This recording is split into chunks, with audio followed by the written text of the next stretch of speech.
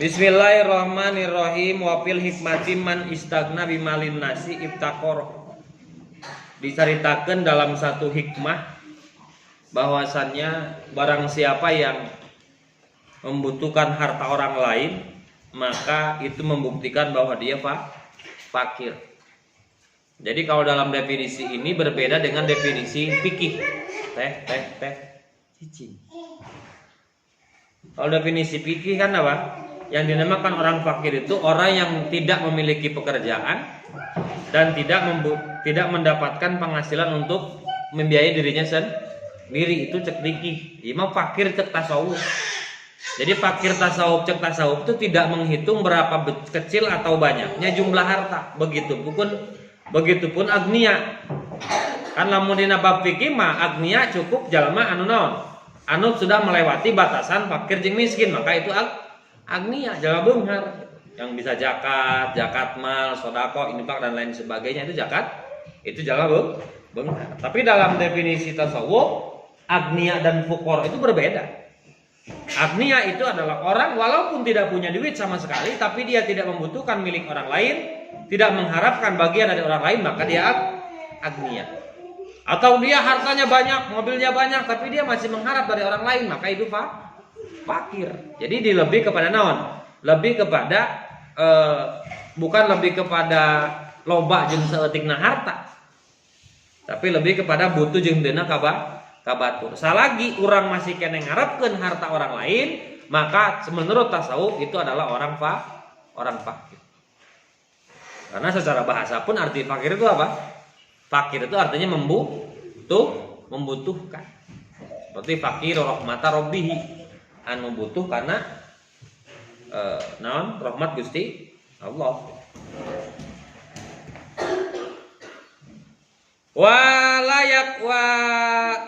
Laya beko lahu hurmatal ilmi widakana tomaan laya beko lahu hurmatal ilmi. Begitu pula bagi si alim, bagi seorang santri teh. Kita tahu ya kira.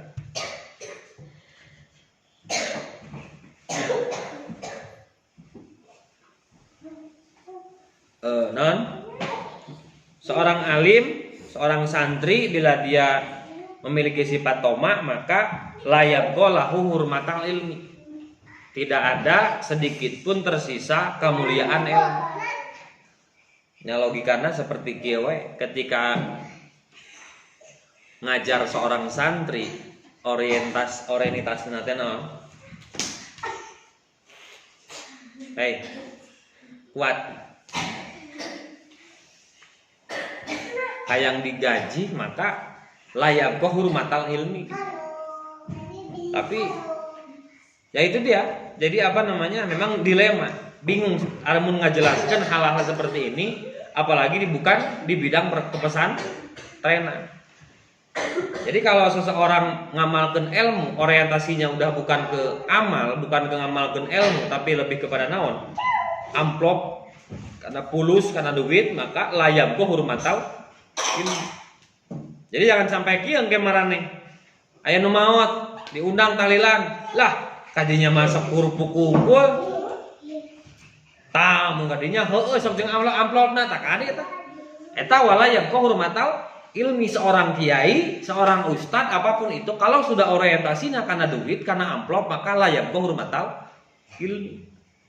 Jadi tidak sedikit itu kan, ada kiai yang narik gitu ya, ustad yang narik. Nah, gini orang tenarik gitu payu, narik, ya kan gitu. Jadi tidak boleh, haram hukumnya. Di secara ketasawufan. Secara ketasawufan haram hukumnya. Ketika seseorang alim, kenapa? Karena seolah-olah dia menghilangkan hurmatal ilmi, ngalengitkeun karena kemuliaan ilmu, nutungtungna batur menganggap sebelah mata dina masalah ilmu. Walaupun pakai dalil, biasa dalil lagi ya. Ami batur apal, ami batur ngerti bahwa ilmu teh mahal. Itu mah modus.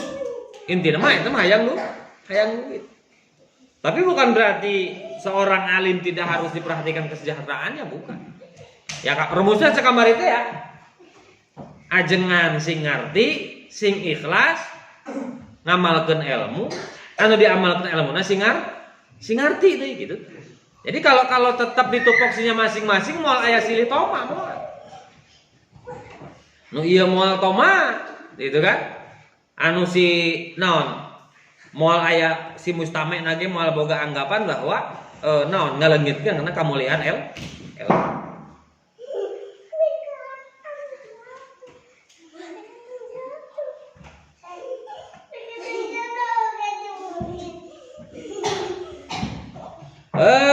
Wala yaqulu bil haqqi. Maka kalau ada seorang alim yang orientasinya sudah karena kaduniaan, maka wala yaqulu bil haqqi. Jadi ajengan kaos kitu ulama yang seperti itu maka ucapannya tidak pernah mengandung kebenaran. Kenapa? Karena kuduit mah cadel kabeh. Pokona begi kieu. Nah. Oh, bisa jatuh. Ambil.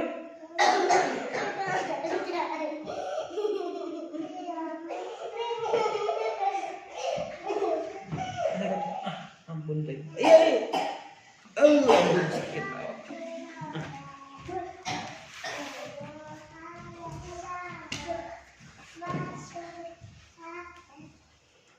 Jadi kalau ada seorang santri, seorang ulama, seorang ustadz ketika orientasi geus kana duit, geus kana pangkat, kana jabatan, maka wala yaqulu bil haqqi, ucapannya tidak pernah dianggap benar.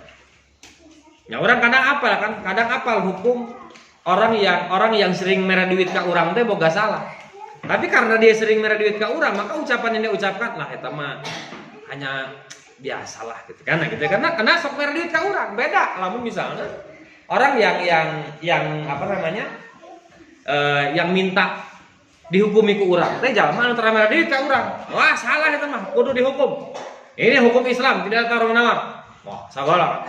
Tapi lamun anu ngalakukeun naon? Ngalakukeun orang sok mere duit ka urang, maka itu pasti ada dalil pembenaran untuk melindungi. Maka itulah yang dinamakan ketika alim sudah bersentuhan dengan duniawi toma karena duniawi batur, maka wala yaqulu bil haqq, ucapannya tidak pernah dianggap benar. Ucapannya tidak pernah keluar ucapan yang benar. Oleh karena itu cek musonib walihada kana yata'awwadzu bi sahibas syar'i alaihi salam wa yaqulu a'udzu billahi man tama'a badni ila tabain.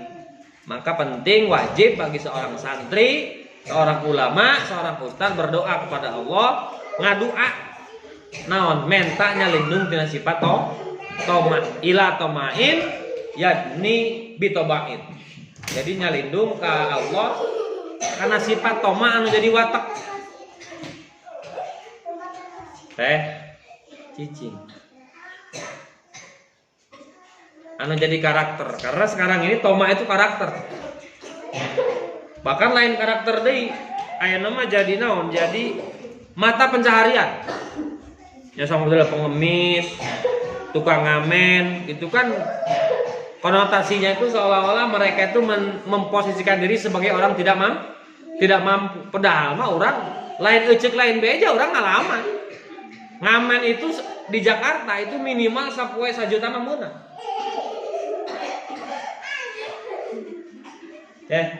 Kacian adeuna.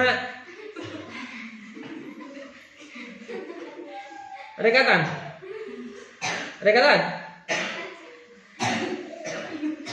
Dadina kasihan.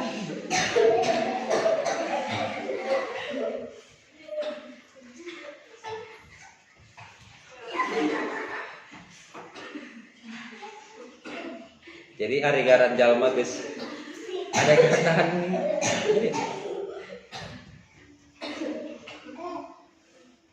Kalau orang sudah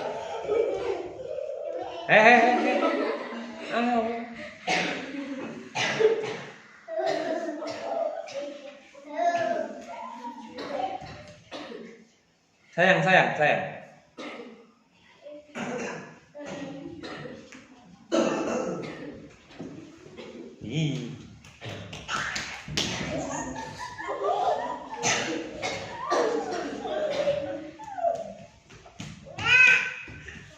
Sapoe teh minimal 500.000 lah. Karena baheula teh ke zaman urang teh trayek rambutan itu sekitar 200 armada. Sekarang kalau dari 200 bis minimalnya satu bis itu penumpang ada 20. Satu orang dipinta 2.000 minimal ya. Kita ngambil minimal. Maka satu bis itu bisa 20 kali 2. Berapa? 40.000. 40.000 kali 200 bus. Sabaraha? 40 kali 200. Berapa? Lamun mikeun merek kabeh kan. Itu can lagi nodong hayang terek mun dan lain sebagainya. Eta makanya wajar ketika di Jakarta itu orang-orang seperti itu diberantas. Karena memang mereka itu ada yang pengemis tapi rumah udah 4, istri 4. Itu kan pernah kapan kan?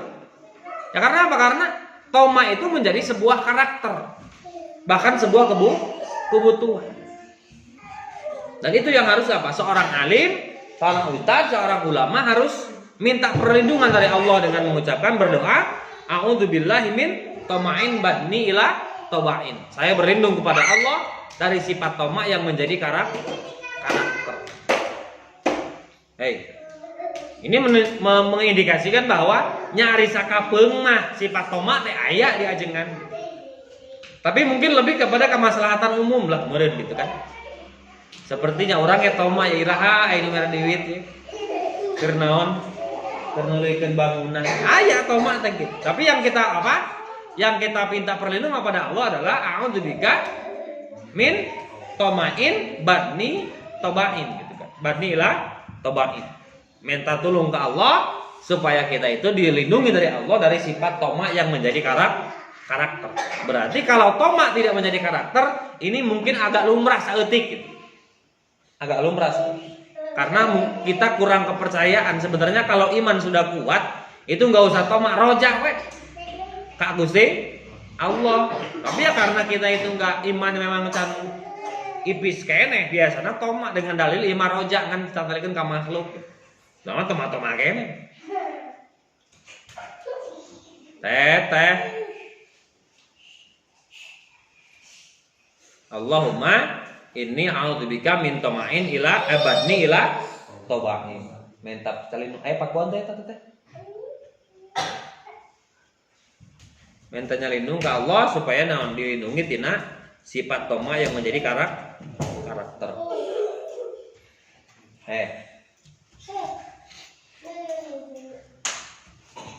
Wah iman orang ampun salam.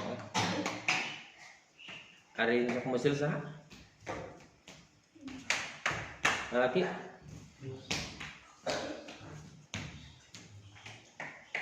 Ai mang kadar we hisa lek kadar mang kadar itu.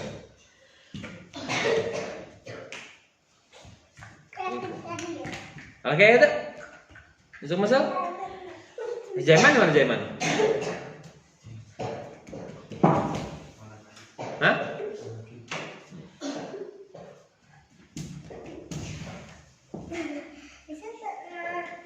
Wayang bagi Allah.